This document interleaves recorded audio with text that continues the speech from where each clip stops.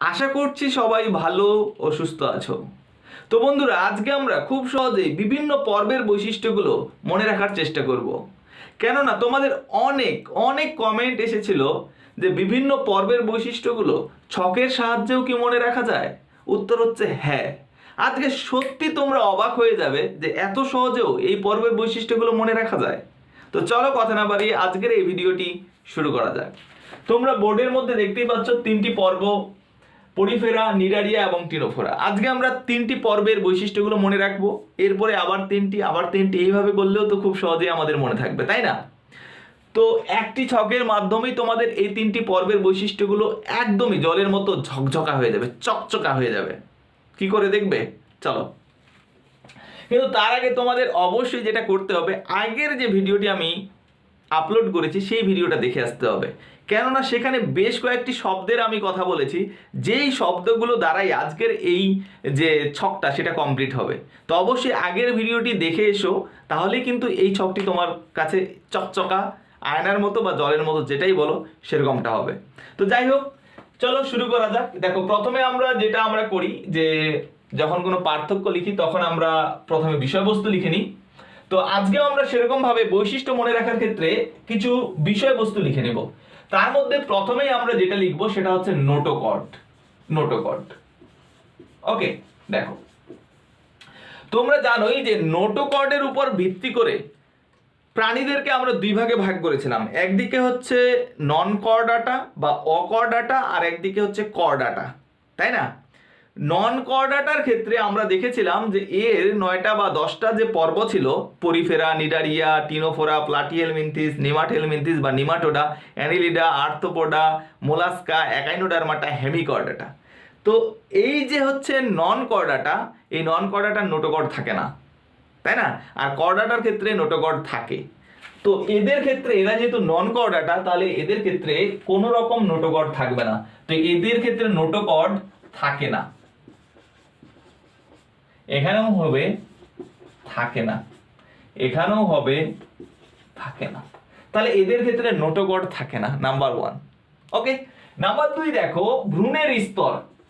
ভ্রূণের স্তর, তোমরা ভ্রূণ জানো, বা যেটাকে আমরা জার্ম লেয়ার বলি, অর্থাৎ আমরা যখন মায়ের গর্ভে থাকি তখন আমাদের খুব ছোট্ট অবস্থায় ভ্রূণ বা এমব্রায়ো বলা হয়। তো এই ভ্রূণের মধ্যে আমাদের ক্ষেত্রে, অর্থাৎ হচ্ছে যারা ভার্টিব্রাটা, তাদের ক্ষেত্রে সবার ক্ষেত্রে 3টা লেয়ার দেখতে পাওয়া যায়, একটোডার্ম, এন্ডোডার্ম এবং মেসোডার্ম, 3টা লেয়ার দেখতে পাওয়া যায়। কিন্তু এই যে পরিফেরা, নিডারিয়া এবং টিনোফোরা, এদের ক্ষেত্রে সবারই কিন্তু 2টি স্তর দেখতে পাওয়া যায়। তো এদের ভ্রূণের স্তর, এদের কিন্তু 2টি ভ্রূণের স্তর, এদেরও কটি? 2টি ভ্রূণের স্তর। কটি? 2টি। ভেরি ইজি না? এবং এই 2টি ভ্রূণের স্তর কি? সবচেয়ে ভিতরেরটা হচ্ছে এন্ডোডার্ম,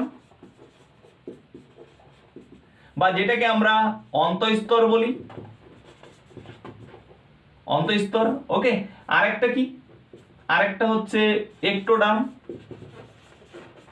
অর্থাৎ যেটাকে আমরা সবচেয়ে বাইরের বহিঃস্তর বলি, তাই না? বহিঃস্তর। তাহলে এই হলো আমাদের এদের ক্ষেত্রে 2টি স্তর। তাহলে ভ্রূণের স্তর কয়টি? 2টি। কি কি? একটা হচ্ছে এন্ডোডার্ম আর একটা হচ্ছে একটোডার্ম। বাইরেরটা একটোডার্ম এবং ভিতরেরটা এন্ডোডার্ম। তাহলে হয়ে গেল সবার একই। ওকে, 3 নাম্বার দেখো। 3 নাম্বার আমরা যেটা দেখবো সেটা হচ্ছে সিলোম। সিলোম, ওকে।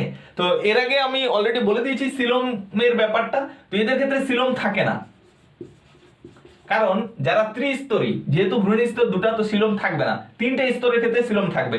এদের ক্ষেত্রে থাকে না, এদের ক্ষেত্রেও থাকে না সিলোম, এদের ক্ষেত্রেও থাকে না। ও মাই গড, এত সোজা, তাই না? খুব সহজেই তোমাদের মনে থাকবে না? 3টারই মনে থাকবে, শুধু একটার না, 3টা। এরপর দেখো প্রতিসম। তোমরা জানো যে হচ্ছে প্রাণীদেরকে প্রতিসমর উপর ভিত্তি করে আমরা 3-4টা ভাগে ভাগ করতে পারি। একটা হচ্ছে অরীয় প্রতিসম, আর একটা হচ্ছে দ্বিপার্শ্বীয় প্রতিসম, আর একটা হচ্ছে দ্বিঅরীয় প্রতিসম। তো দেখো, আমি বলছিলাম যে যারা ভার্টিব্রাটা তারা হচ্ছে দ্বিপার্শ্বীয় প্রতিসম। তো এখানে ভার্টিব্রাটা নেই, তো এরা দ্বিপার্শ্বীয় প্রতিসম হবে না। তো প্রথম যেটা তোমরা পরিফেরা দেখতে পাবে, এই পরিফেরা হচ্ছে অরীয় প্রতিসম, অরীয় প্রতিসম। আর এরা যে রয়েছে, এরা হচ্ছে এই যে এটাই লিখে দিবে, এরা অরীয় প্রতিসম, অরীয় অথবা এরা দ্বিঅরীয়, তাহলে দুটোই লিখে দিবে। দ্বিঅরীয় প্রতিসম। ঠিক আছে, তাহলে তোমরা প্রতিসম না লিখলে হবে, প্রতিসম এখানে লিখবে অরীয়, আর এখানে অরীয় এবং দ্বিঅরীয়, আর এরা হচ্ছে দ্বিঅরীয়।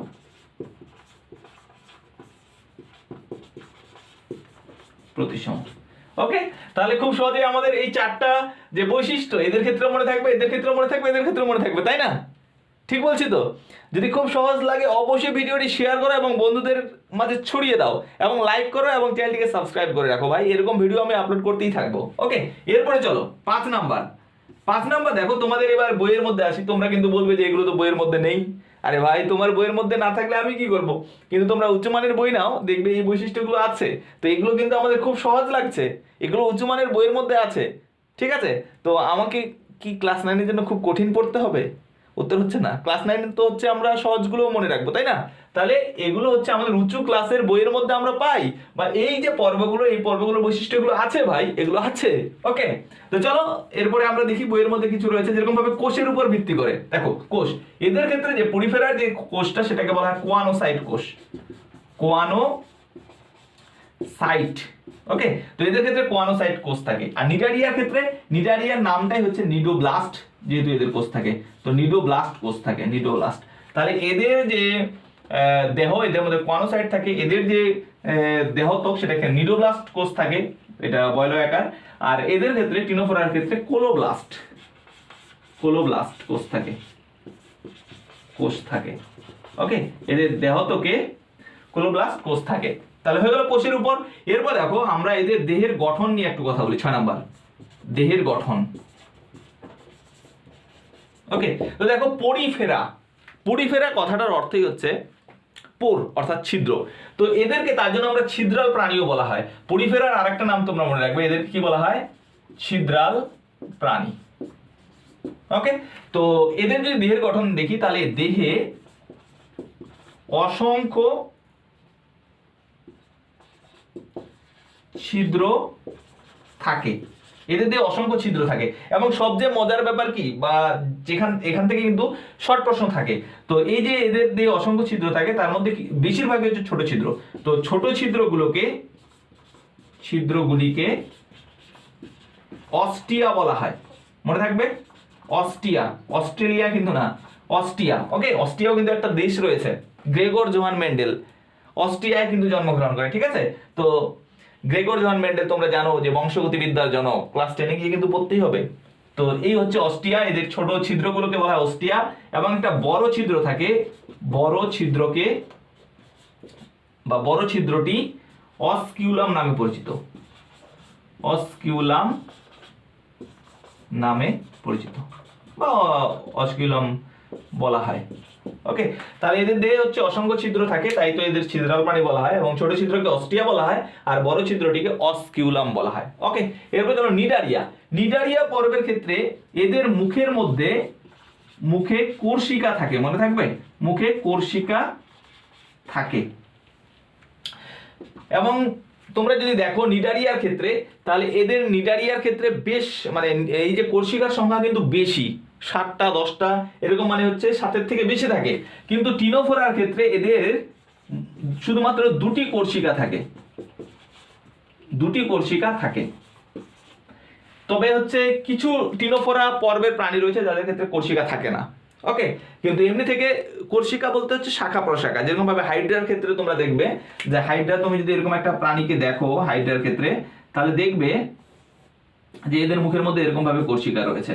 ওকে, অর্থাৎ যেরকম ভাবে বোয়াল মাছের দেখা যায় না সামনের দিকে, বা হচ্ছে মাগুর মাছের দেখা যায় না, সেরকম ভাবে কোর্সিকা। ওকে, তো এদের ক্ষেত্রে 2টো থাকে। যাই হোক, তো দেহের গঠনের উপর আমরা দেখলাম, এবং হচ্ছে কোষের ক্ষেত্রের উপর দেখলাম। এছাড়াও আরো অনেক অ্যাকচুয়ালি বৈশিষ্ট্য লেখা যায়। তো যাই হোক, আর বেশি আমি লিখছি না, এখানে 6টা লিখছি, এরপরে আমি উদাহরণ দিয়ে শেষ করছি। দেখো উদাহরণের ক্ষেত্রে, পরিফেরার ক্ষেত্রে যে উদাহরণ, সেটা তোমরা অবশ্যই মনে রাখবে স্পঞ্জ। কেন এই স্পঞ্জটা মনে রাখবে? কারণ এই স্পঞ্জ হচ্ছে একটা এমন প্রাণী, যেই প্রাণীটা হচ্ছে গমনে অক্ষম, মানে গমন করতে পারে না। আমরা প্রাণীরা জানি যে এক জায়গা থেকে অন্য জায়গায় যেতে পারে, কিন্তু এই প্রাণীটা যেতে পারে না। এছাড়াও সাগর কুসুম, সেই প্রাণীটাও যেতে পারে না। ঠিক আছে, তো স্পঞ্জ, বা তোমাদের বইয়ে বাত স্পঞ্জ লেখা থাকতে পারে। তো স্পঞ্জ এটা হচ্ছে একটা পরিফেরা পর্বের অন্তর্গত। এছাড়াও সাইকন, এটা হচ্ছে পরিফেরা পর্বের অন্তর্গত। এবং পরিফেরা পর্বে একটি যদি প্রাণী আমি সাইকনটা আঁকি, তাহলে এরকম ভাবে তোমরা দেখতে পাবে যে উপরের দিকে এরকম ভাবে একটা ছিদ্র থাকে বড়, এটার নাম হচ্ছে অস্কিউলাম। এটা হচ্ছে অস্কিউলাম। আর এরকম ভাবে যে ছোট ছোট ছিদ্রগুলো থাকে, এই ছোট ছোট ছিদ্রগুলোর নাম হচ্ছে অস্টিয়া। এটা হচ্ছে অস্টিয়া। ওকে, অস্টিয়া। এছাড়া হচ্ছে তোমরা অবশ্যই আরেকটা আমি এখানে গুরুত্বপূর্ণ লিখছি যে পরিফেরা পর্বের যে প্রাণীরা, এদের ক্ষেত্রে ক্যানাল সিস্টেম থাকে। ক্যানাল সিস্টেম, নালিকাতন্ত্র। ক্যানাল হচ্ছে নালিকা, তো নালিকা তন্ত্র হচ্ছে বিদ্যমান। মনে রাখবে এদের ক্ষেত্রে, পরিফেরার ক্ষেত্রে নালিকাতন্ত্র বিদ্যমান। আর তোমরা দেখতে পাচ্ছ নিডারিয়ার ক্ষেত্রে কোর্সিকা থাকে, এবং হচ্ছে এই যে এদের ক্ষেত্রে নিডোব্লাস্ট কোষ থাকে, এবং এই নিডোব্লাস্টের মধ্যে একটা কাঁটা থাকে, নিমাটোসিস্ট কাঁটা। সেই কাঁটাটা হচ্ছে দংশক কাঁটা, যেটার দ্বারা হচ্ছে এরা মানে কোনো এদের যে খাদ্যবস্তুকে, সেটা হচ্ছে অন্য কোনো প্রাণী হতে পারে, সেটাকে টার্গেট করতে পারে বা সেটাকে আহত করতে পারে। ওকে, নিডারিয়ার ক্ষেত্রে হলো। এরপর হচ্ছে টিনোফোরা। আচ্ছা, নিডারিয়ার ক্ষেত্রে তোমরা এটার উদাহরণটা হাইড্রা এবং হচ্ছে জেলিফিশ মনে রাখবে, জেলিফিশ। ওকে, আচ্ছা, এরপর টিনোফোরা। টিনোফোরার ক্ষেত্রে তোমরা মনে রাখবে বেরো, হার্মিফোরা। এগুলো হচ্ছে কার ক্ষেত্রে উদাহরণ? টিনোফোরার ক্ষেত্রে উদাহরণ। এই যে বেরো, এর কিন্তু কোর্সিকা থাকে না। তো আমরা যে বলছি দুটি কোর্সিকা থাকে, তো বেশিরভাগ ক্ষেত্রেই থাকে, কিন্তু বেরো একটা এমন প্রাণী যার ক্ষেত্রে, যে টিনোফোরার অন্তর্গত হওয়া সত্ত্বেও যার ক্ষেত্রে কোর্সিকা থাকে না। ওকে, তো আশা করছি এই ভিডিওর মাধ্যমে তোমাদের যে বৈশিষ্ট্যগুলো খুব সহজেই মনে থাকবে। দেখা হচ্ছে খুব শীঘ্রই পরের ভিডিওতে, যেখানে আবার আমরা পরের যে তিনটি, অর্থাৎ এরপরে আমরা পাবো প্ল্যাটিহেলমিনথিস, নিমাটোডা এবং অ্যানিলিডা, এই তিনটি পর্বের একটি ছক করব, যে ছকের সাহায্যে কিন্তু তাদের বৈশিষ্ট্যগুলো খুব সহজে মনে রাখার চেষ্টা করব। ততক্ষণ সবাই ভালো থেকো এবং সুস্থ থেকো।